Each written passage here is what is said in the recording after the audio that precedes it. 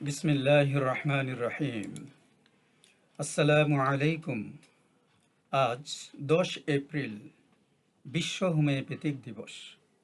একই সাথে প্রখ্যাত চিকিৎসা বিজ্ঞানী মহাত্মা হেনিম্যান এর 270তম জন্মদিবস।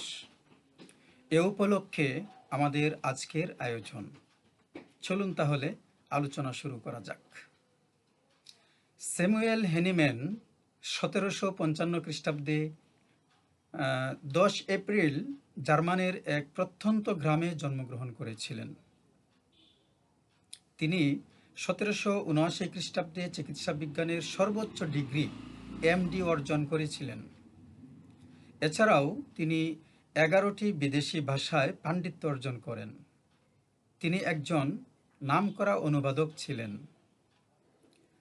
কর্মজীবনে তিনি বিভিন্ন হাসপাতালে চিকিৎসকের দায়িত্ব পালন করেছেন। বিভিন্ন ভাষায় রচিত কালোত্তীর্ণ ম্যাটেরিয়া মেডিকাগুলো তিনি জার্মান ভাষায় অনুবাদ করেছিলেন। তৎকালীন জার্মান দেশের একজন খ্যাতিমান উচ্চপদস্থ এলোপ্যাথিক চিকিৎসক হিসেবে চিকিৎসা পেশার শুরু হতেই তিনি প্রচলিত এলোপ্যাথিক চিকিৎসার কুফল ও অসারতা উপলব্ধি করতে থাকেন।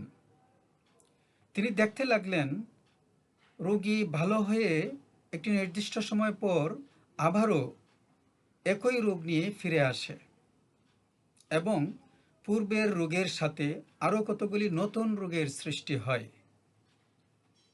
এসব বিষয়ে তিনি খুব উদ্বিগ্ন ও চিন্তিত হয়ে ওঠেন। এ প্রেক্ষিতে তিনি খুঁজতে থাকেন নতুন কোনো পথ। এ পরিক্রমায় 1789 সালে উইলিয়াম কালেনের ম্যাটেরিয়া মেডিকা অনুবাদকালে তিনি লক্ষ্য করেন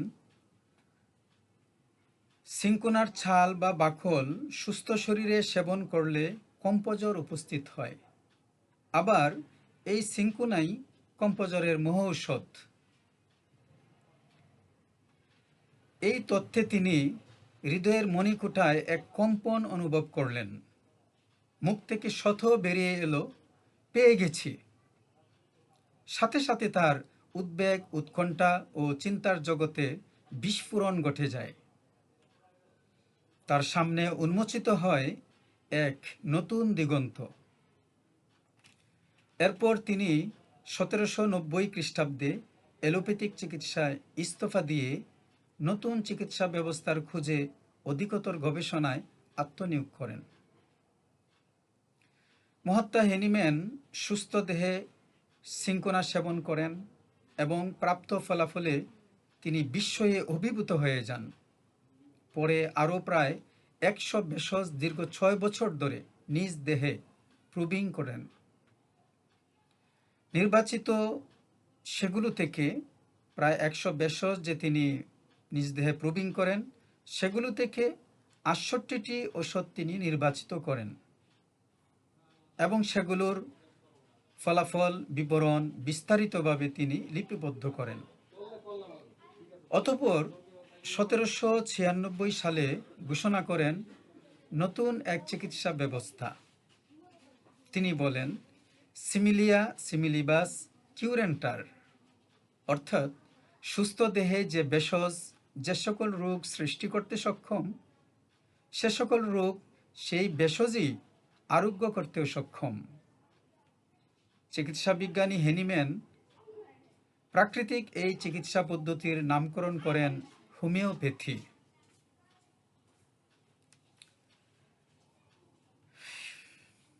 এই মহান চিকিৎসা বিজ্ঞানী ব্যক্তিগত জীবনে একেবারেই সরল সহজ প্রকৃতির ছিলেন। তার প্রথম স্ত্রীর মৃত্যুর পর তিনি দ্বিতীয় স্ত্রী গ্রহণ করেছিলেন এবং প্যারিসে বসবাস করছিলেন।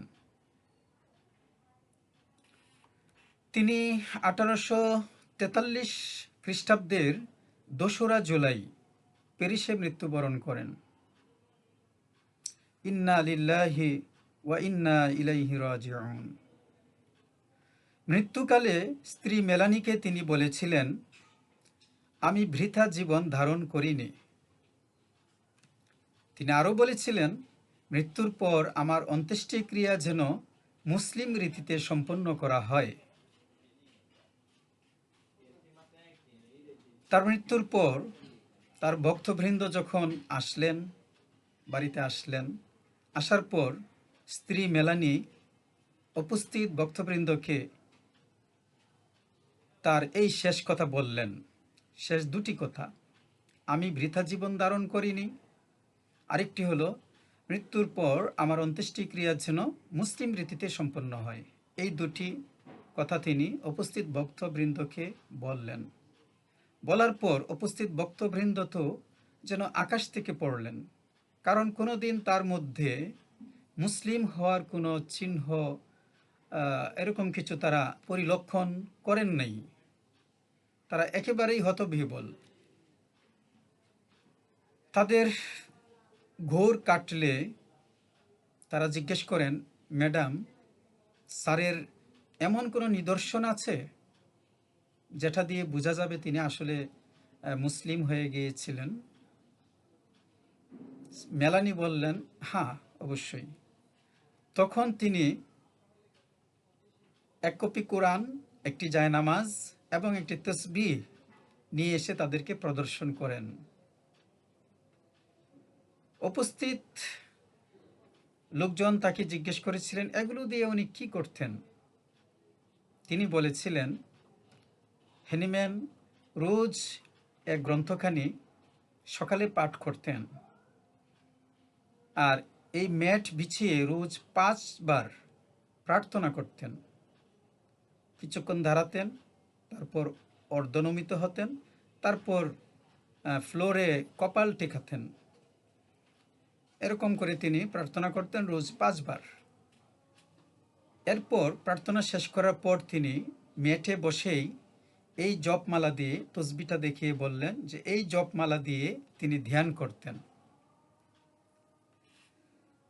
তো এতে করে প্রমাণিত হয়ে গিয়েছিল যে তিনি মুসলিম হয়ে গিয়েছিলেন, যেটা তিনি কোনো কারণে প্রকাশ করেননি।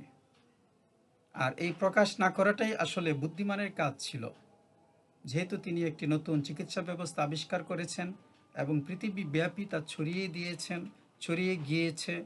পৃথিবীব্যাপী সব ধর্মের লোকেরাই তার শিষ্যত্ব গ্রহণ করেছেন এবং এই চিকিৎসা, এই পেথে প্রত্যেকে প্র্যাকটিস করছেন।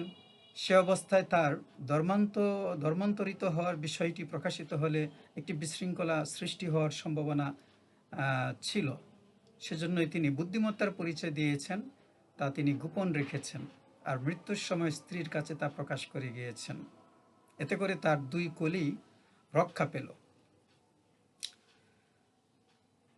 তো যাক, প্রখ্যাত এই চিকিৎসা বিজ্ঞানী মহাত্মা হ্যানিম্যান সদৃশ্য বিধান পদ্ধতি অর্থাৎ হোমিওপ্যাথি আবিষ্কারের মাধ্যমে পৃথিবীতে অমর হয়ে আছেন এবং জগৎবাসীকে নির্মল আরোগ্যের দিশা দিয়েছেন।